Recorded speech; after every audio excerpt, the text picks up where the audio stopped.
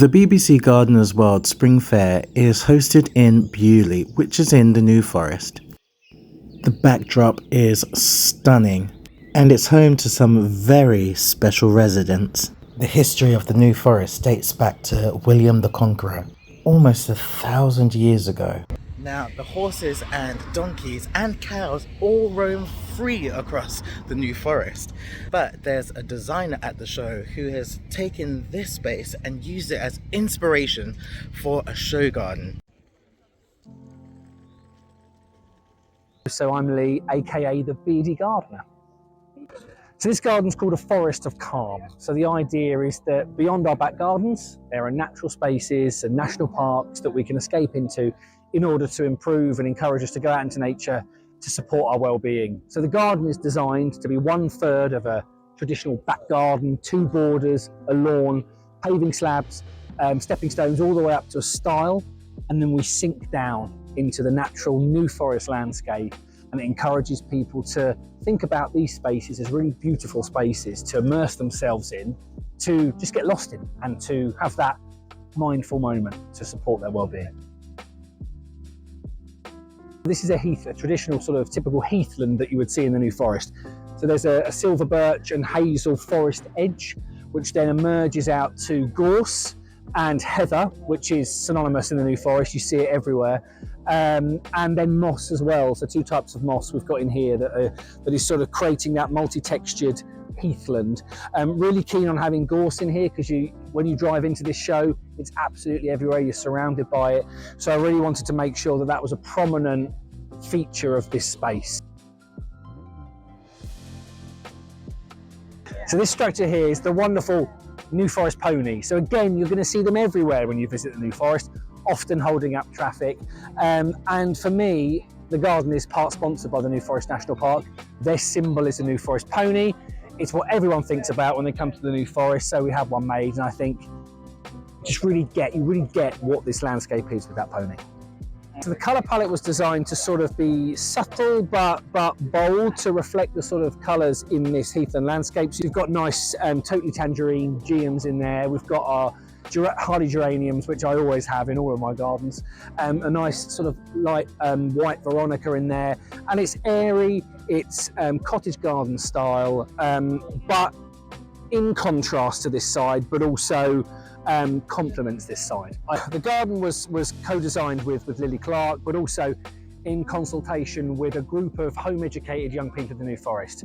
So they meet 3 times a week all together at a village hall in Bramshaw, and this whole garden is being relocated to the village hall, and they're going to nurture it alongside the trustees and look after this garden. And so hopefully it's an opportunity for those young people to be connected and sparked by gardening.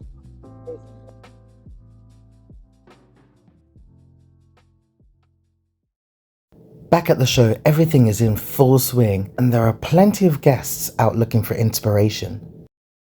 This year there's been a real trend with focusing in on water and water retention in gardens, but also an emphasis on biodiversity. And this creative border sums that up in one go. Let's meet the designer.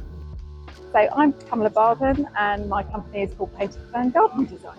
The border is called the synthesis border, and really the whole sort of feeling behind it is about how we can share our space with nature. We've got a hedgehog house, so that's in the woodland edge corner. So you might also attract things like woodlice, spiders, mice even in that area. Then we've got things like a gabion, which would attract toads maybe, or other reptiles. And then we've also got bug habitats within that. Everything is chosen really as a pollinator friendly plant, or a plant that birds may take seeds from. Colour palette very sort of tranquil, but equally the colours would be something that pollinators are looking for. Obviously they don't necessarily see the same colour that we do, so a lot of them may be attracted to UV colours that we can't see. And you know me, I love a water feature, so I had to find out more. It's a cotton water bowl, so obviously a lot of people don't want plants in their garden, especially if they have young children. So a water bowl is sort of quite a shallow body of water, and you can put pebbles in there, which means that insects, if they want to come and land for a drink, won't fall into the ground. And they're quite sort of child-friendly as well. And really, I'm just looking for the public to take away little ideas that they can replicate at home. Well, I think we can all agree there are plenty of take-home ideas in this garden.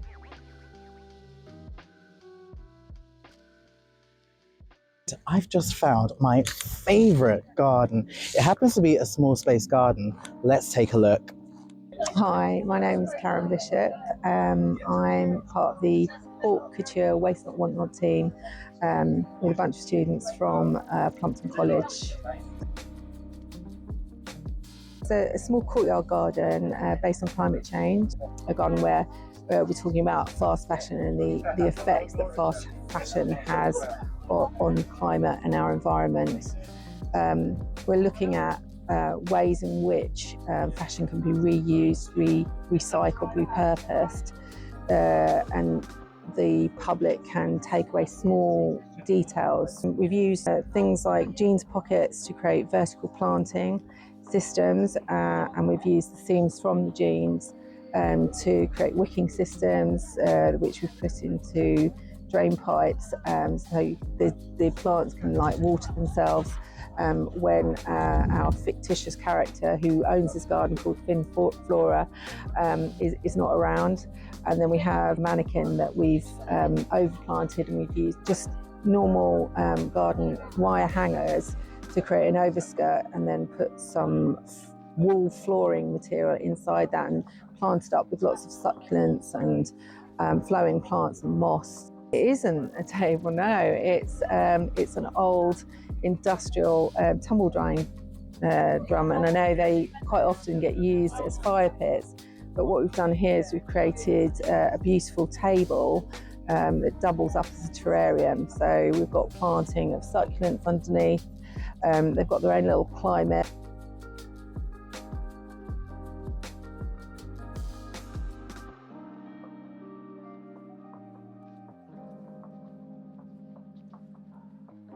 The planters came from another garden that I had previously designed. I put them together to create an undulating planting system, and that's where that aspect came together, that it was a free-flowing planting system that had height at different angles. It can also be used if you're in a wheelchair, so you can create height there. It's portable. You can take it into an urban garden. They are modular.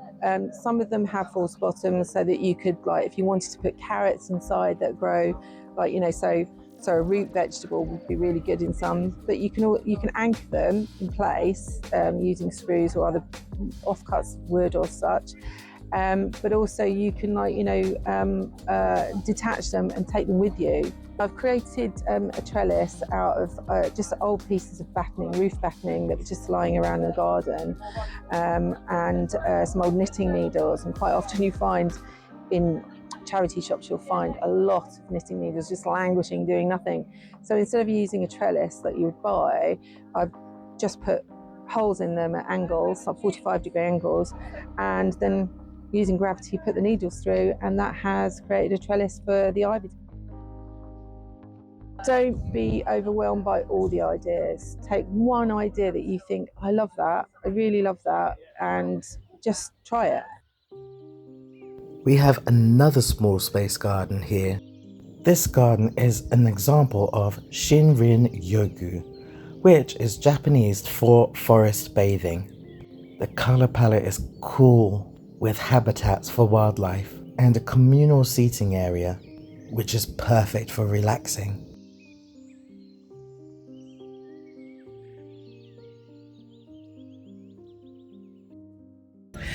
We are going to go and see a garden with a designer who has got no garden whatsoever. In fact, she has created what she would call her very own dream garden. Let's take a look. My name's Corrine. I'm a landscape architect and garden designer.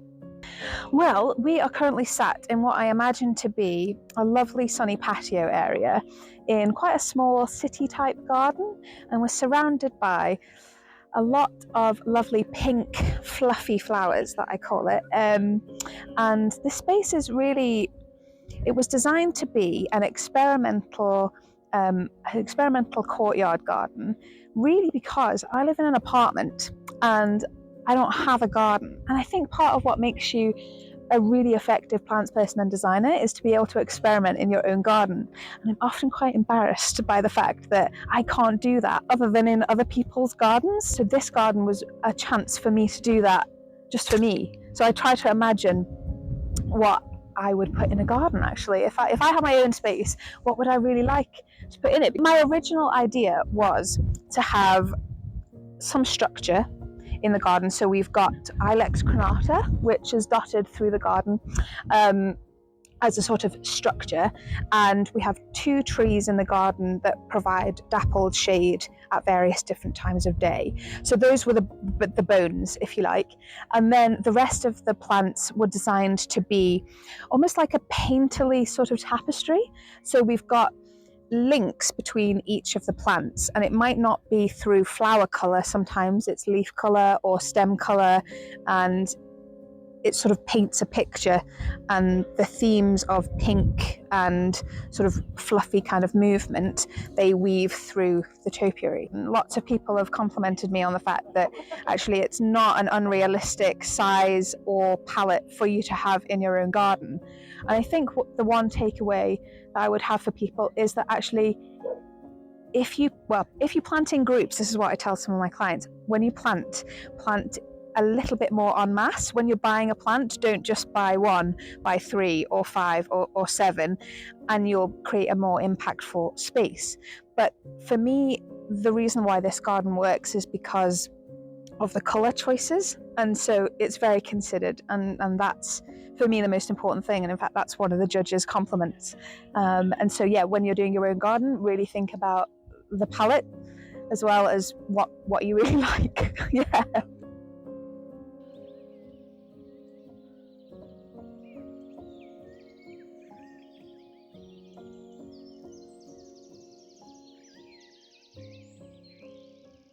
The next garden is a tale of 2 halves. The garden's called Equilibrium and is designed by students from Marist College. Our summers are only getting hotter and hotter, so this garden shows what you can do with drought-tolerant planting.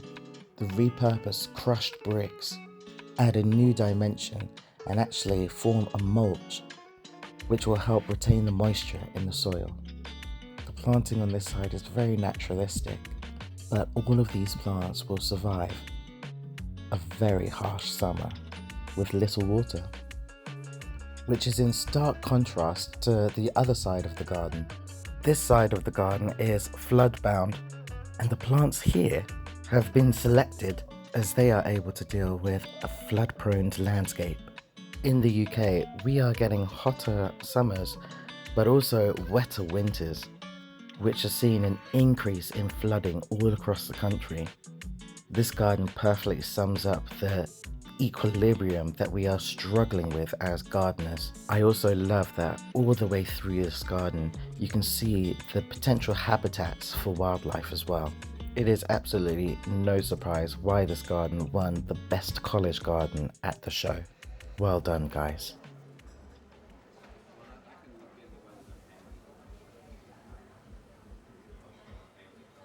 Now, you can't come to a flower show without a bit of shopping. Nurseries come to sell at the show, and you'll find all sorts of specialist nurseries, from hostas to hookeras to salvias. But then you also get some really cool finds like Enchanted Earth. Just look at how fun their displays are. Admittedly, this isn't my cup of tea normally. However, the way that they've displayed their products, child, I had to stop myself from picking up anything.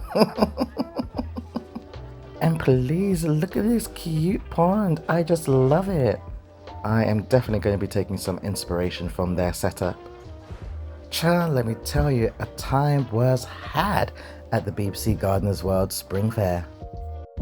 Let me know in the comments down below if there was anything that surprised you about the gardens, or any of the gardens that you think you could take some inspiration from for your small spaces. Thank you so much for joining me, and hopefully I will see you all again very, very soon. Bye. If you're still sticking around, thank you. Renee, my baby. No, I passed my driving test. I'm going to be going in this big old bus on my next journey. And you guys, this one is going to be awesome. Because I'm going to be heading to one of the world's largest indoor rainforests. That's right, I'm heading over to Eden Project in Cornwall. Hopefully I will see you in that next video. Bye.